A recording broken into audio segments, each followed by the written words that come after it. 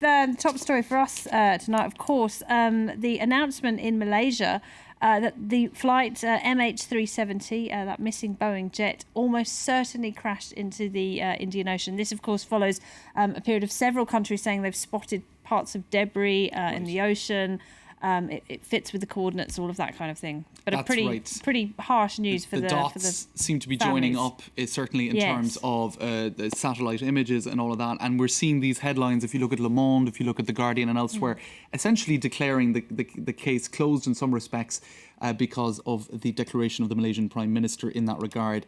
But, you know, the plane is lost. What next? Still a sense that this story is not over in terms of some of the coverage that's on The Guardian's website. And they're pointing out that for many it is still very much unresolved, despite the air of finality about these announcements, in the sense that no bodies have been found and the wreckage is still largely missing. It is so sad, says one person on Twitter, this can't give closure to the loved ones.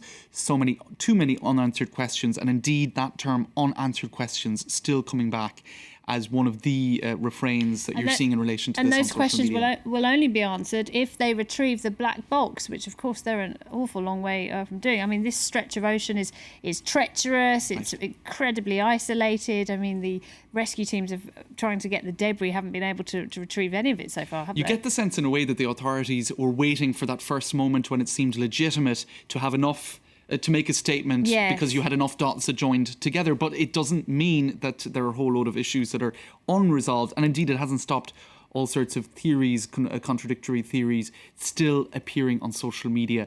People coming up with their own conclusions. For example, this screen grab, which has been doing the rounds for the last couple of days, of a US airbase which had no scheduled flights for 72 hours. People saying, you know, could this in some way be linked to it? In any case, the other angle here that has been getting a lot of coverage today is the way in which the Malaysian authorities broke the news to the families. Now, they've been very criticised throughout for perhaps a lack of organisation and coordination, but the families were informed by text message in advance of that official, from the airline, indeed, in advance of the official announcement. A lot of people saying, is a text message the best way to do it? Isn't it a little bit unsensitive? And they've tried to defend that. They've said that they had to reach people, and they tried to call them. Some people they couldn't get hold of, so they had to send them a message instead. That's right. And I suppose not everybody was going to be in the same room at one time, so you couldn't send an official to announce it in person. It does seem insensitive, but, you know, is there any way to handle... Well, quite. I'm not sure there's ever a good way to tell people. That's right. And indeed, the Defence Minister of Malaysia was also tweeting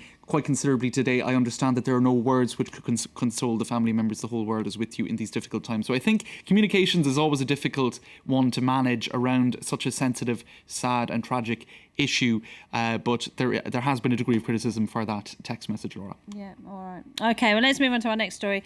Of course, France went to the polls yesterday. Well, not that many of them did, actually. I think it was around 62% of the French turned out to vote in local and regional elections. The big headline following that is the National Front, the far-right party, have done better than expected, on course to take control of some 15 towns. You've been looking at coverage of that throughout the day. All right, well, indeed, that the abstention aspect and, of course, the strong National Front result are the two big issues. And indeed, a far-left politician, Jean-Luc Mélenchon, is saying that this is a double smack on the wrists for the socialist government.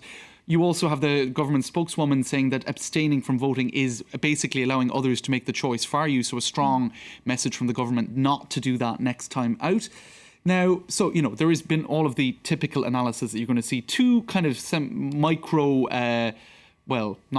two scandals, I suppose you could say, relating to this. I think one is a little bit of a storm in a teacup. That is François Hollande having gone down to Tulle in the south of France by government jet in the Falcon at a cost of €9,200. Now, the thing is, in fairness... What was he supposed to go in his car? Exactly. What's he supposed to do? Hitchhike down south or cycle?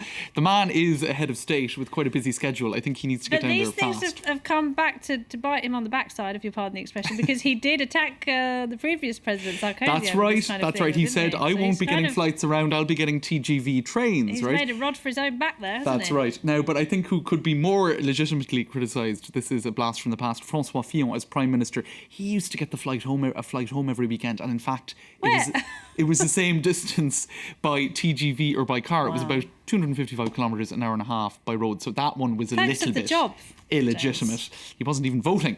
Now, the other much more serious controversy is a candidate for the UMP party in the south of France, Lina Delno, shared this image on social media in relation to Christian Taubira, the Caribbean French. Oh, let's stop giving these people oxygen and airtime. I totally agree. It's completely ridiculous. It already happened with the National Front far-right and Christian Taubira handled it very well and with dignity. Indeed. And look, the reason I mention it is there's been a spate of this. This was in a Belgian paper this past weekend. Now, it was a satirical piece. But again, people, whether it's satirical, whether you do it with racist intent or not, it's just a bad idea. In particular, if it's just not funny. It's not funny. It's Can we please move beyond this sort of? Can we talk childishness? About moi, the kissing bisous, culture bisous here in France? All right. I had awful problems with this when I first moved to France. I don't know about you. you. It invades our space as Anglo-Saxon. Who do you give the bees to and who do you not give it to? And how many times do you give the bees? When are you being unfriendly and when are you being over-friendly? I still have trouble with it. Well, do you know, it gets even more complicated if you leave the Paris area, because in France, it's a kiss on one cheek, a kiss on the other cheek. Yes. But if you go to other parts of France, it can be 4 kisses, it can be 5 kisses. Where is it 5? It can be 1 kiss. Do